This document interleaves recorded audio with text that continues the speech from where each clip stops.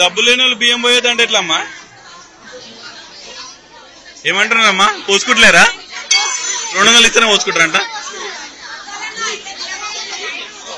Aunty డబ్బులు లేని వాళ్ళు ఎట్లా అండి? బియ్యం పోయానంటే ఎట్లా అంటే?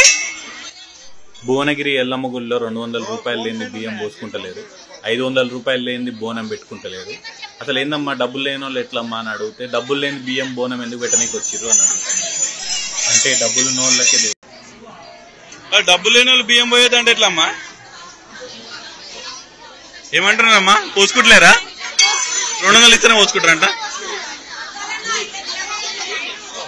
ఆంటీ డబ్బులు లేని వాళ్ళు ఎట్లా అండి? బియ్యం పోయానంటే ఎట్లా అంటే? భువనగిరి ఎల్లమ్మ గుడిలో 200 రూపాయలు లేని బియ్యం పోసుకుంటలేదు, 500 రూపాయలు లేని బోనం పెట్టుకుంటలేదు. అసలు ఏందమ్మా డబ్బులు లేని వాళ్ళు ఎట్లమ్మా అని అడిగితే, డబ్బులు లేని బియ్యం బోనం ఎందుకు పెట్టనీకి వచ్చిర్రు అని అడుగుతున్నారు. అంటే డబ్బులు నోళ్ళకే